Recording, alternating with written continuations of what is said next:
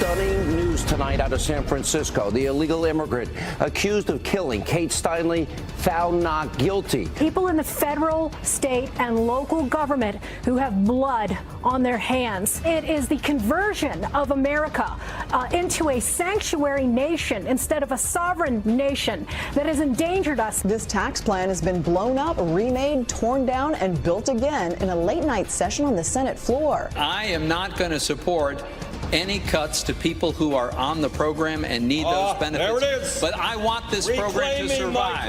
I'm going to acknowledge that we need this program. 4, 3, 2, 1.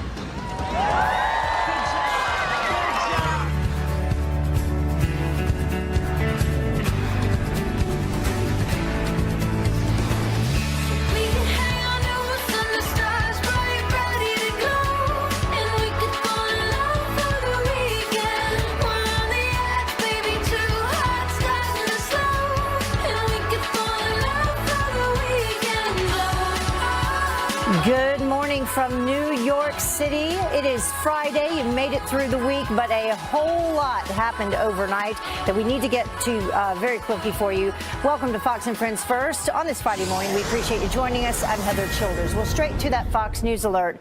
Shock and outrage, to say the very least, flooding the country over the verdict in the Kate Steinle case. An illegal immigrant who was deported 5 times, found not guilty by a jury in the sanctuary city of San Francisco. Not guilty.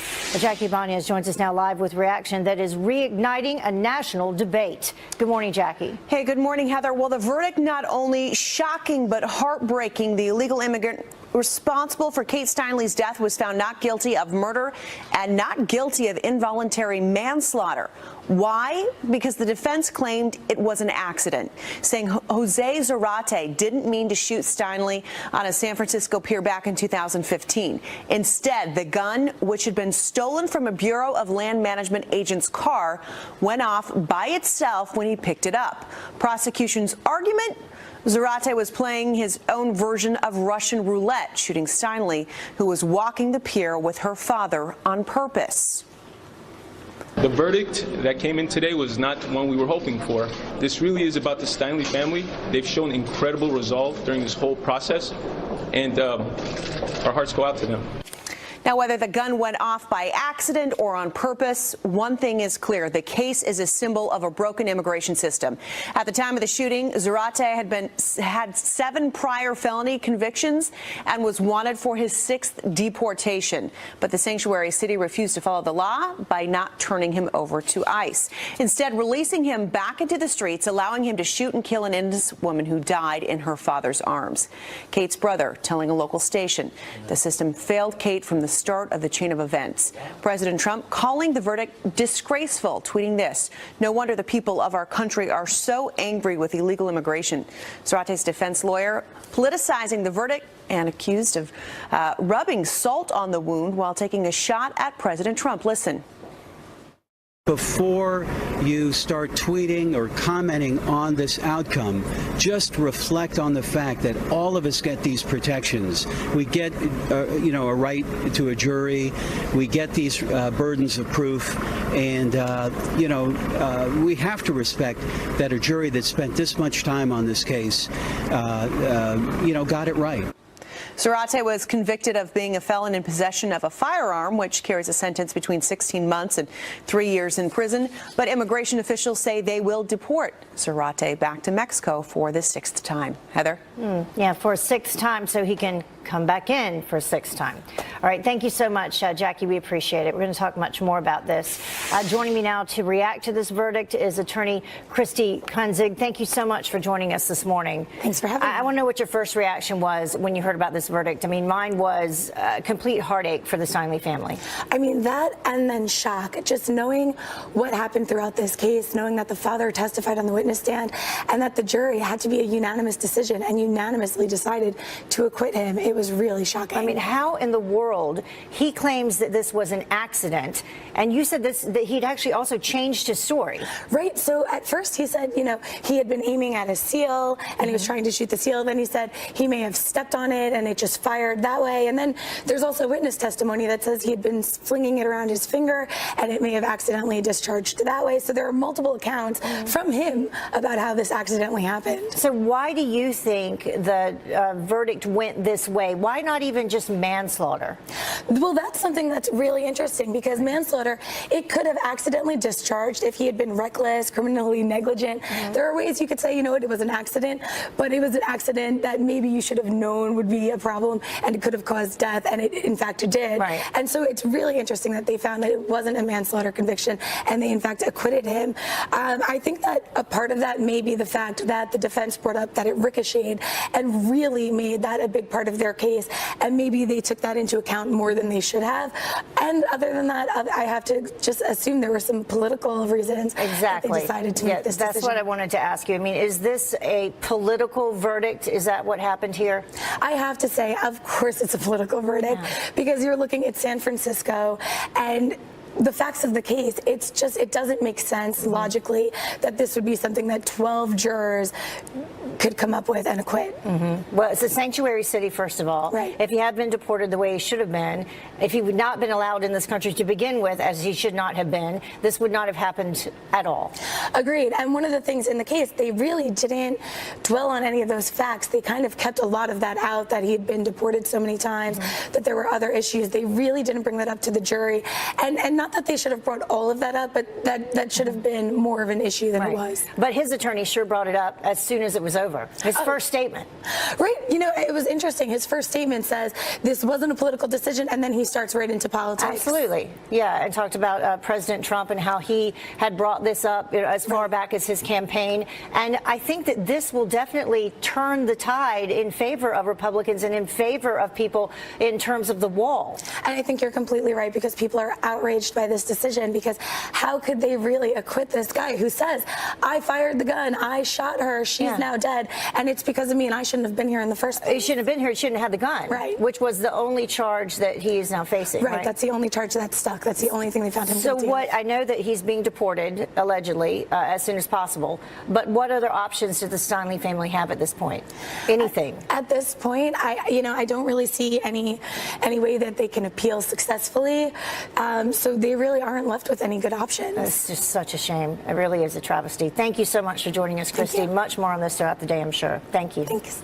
Well, just hours from now, in other news, President Trump's landmark tax bill could face a final vote. Maybe. Senate Republicans working around the clock, making some modifications to push it across the finish line, all to win over the holdouts. Doug Luzader joins us now live in Washington, D.C. with where the bill stands right now. Good morning, Doug. Heather, good morning. Is this a speed bump, or could this kill the bill? We may find out later today. Republicans have had a tough time, among other things, winning over fiscal hawks, folks who are concerned about the impact that this tax reform plan could have on the deficit. There was talk about building in a trigger mechanism where taxes would automatically go up if the promised economic growth never materializes. The Senate parliamentarian said, no, you can't do it that way. So then there was talk about trying to build in some tax increases that would hit in later years. We're still working, but the amount of money that was going to be a part of the trigger is now just automatically added to the base bill. So you're happy with everything? I'm happy with that. I'm still working. Again, Republicans seem pretty confident still that they can get this done. Democrats are going to try to block this every step of the way, and that led to a heated exchange after Vermont's Bernie Sanders accused Republicans of trying to cut entitlement programs. I am not going to support any cuts to people who are on the program and need those benefits. There it is. But I want this program to survive. I'm going to acknowledge that we need this program for the next generation, too. Well, we may see some progress on this later today as the Senate gets back to work. One thing to keep in mind, even if this plan passes the Senate, it still has to be reconciled with the plan that has already passed the House. That is not going to be an easy process because these are two very different tax plans that are emerging. Yeah, with the goal ultimately of having it on the president's desk by Christmas is what he said he wanted. And it's December 1st. Thank you so much, Doug. Appreciate it.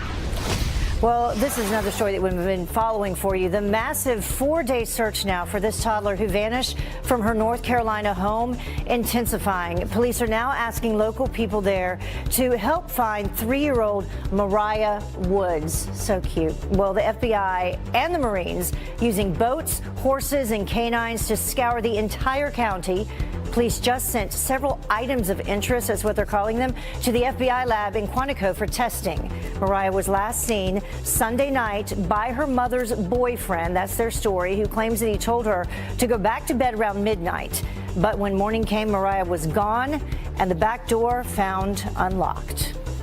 Well, explosive new revelations about the secret tarmac meeting between then Attorney General Loretta Lynch and former President Bill Clinton while his wife was under investigation. Judicial Watch releasing 29 new pages of FBI documents overnight. Now, they reveal, apparently, that the feds were more concerned about news of the meeting actually leaking to the public rather than the actual meeting itself. The documents also show that then FBI Director James Comey seemed to learn of the meeting from news reports. Now, the controversial 2016 meeting took place just days before Comey publicly cleared Hillary Clinton over her private email server. And Matt Lauer demanding, $30 million, a $30 million payday, despite being fired over sexual misconduct allegations. Page 6 reporting that Lauer's lawyers are working on a plan to force NBC to pay the longtime Today host the remainder of his contract. $30 million. Lauer just emerged from hiding for the first time since the scandal broke. New photos from DailyMail.com show him leaving his Hamptons home to meet with a lawyer friend. At least 8 women have come forward so far accusing him of misconduct. Lauer has apologized. All of his social media accounts, though, have been deleted amid the firestorm. And now some more about Nancy Pelosi. The Democrats, the Republicans, they are coming together on at least one thing. John Conyers, lawmakers on both sides of the aisle now demanding that the congressman step down after an avalanche of sexual harassment allegations.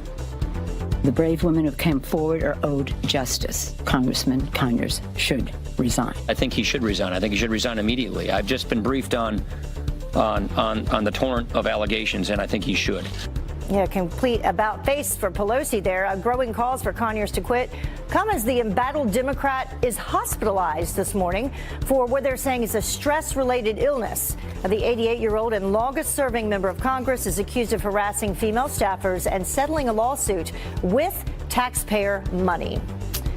And all players standing for the national anthem during Thursday night football, but one Dallas Cowboys player, defensive tackle David Irving, raised his fist at the end. Fans may have had it with America's team, the Cowboys. AT&T Stadium, which seats over 90,000 people. Take a look. What do you think? Reportedly, it was less than half full at kickoff.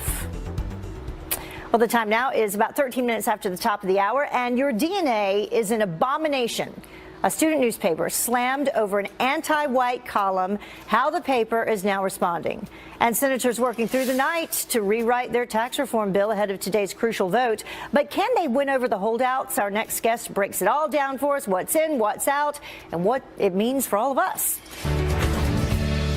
Welcome back to Fox and Friends. First, the Senate tax reform debate set to pick up, or back up, we should say, this morning. After a marathon late-night session, Republicans making some last-minute changes to the bill in an effort to win over some key holdouts. So how can they get it passed? Here to weigh in is CPA and business analyst Daniel Geltrude. Thank you so much for joining us this morning. We appreciate having you back. So a lot of work was done overnight, but they're still at a stalemate. What is the main issue? The main issue here is how much these tax cuts are going to add to our deficit. And that's really where we got caught. Remember, it's razor thin as to whether this is going to pass. So they lost 3 fiscal hawks on this issue of increasing the deficit over a 10-year period. And the issue is that there's some discrepancy in the numbers. Right. So where we started was when the plan was tested stagnantly. Right. It said, okay, it's going to add $1.4 trillion to the deficit.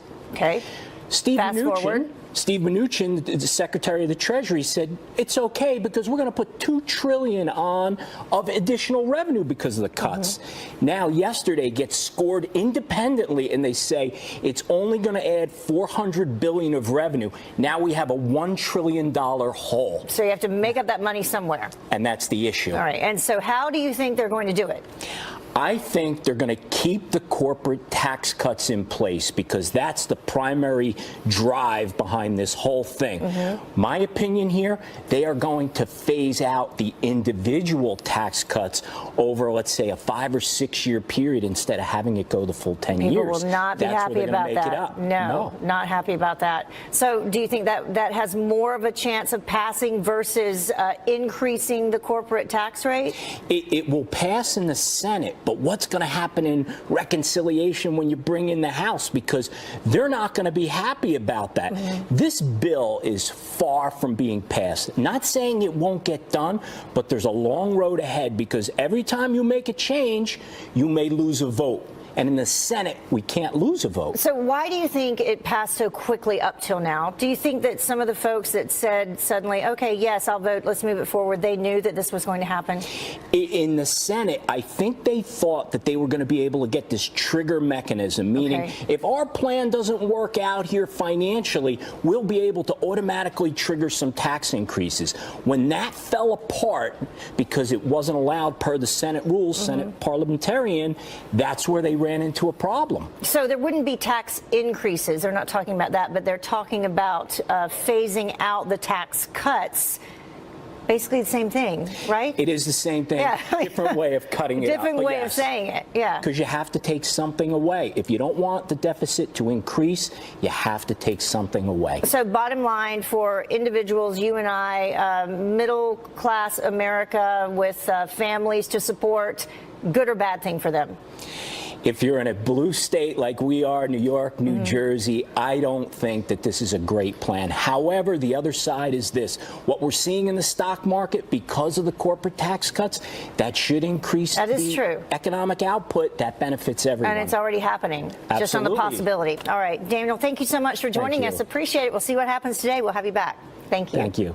Well, the time now is about 20 minutes after the top of the hour, and hundreds of students fighting back after $500,000 of their tuition money is used to buy a safe space for illegal immigrants. One of them joins us live with why he says this is a serious problem.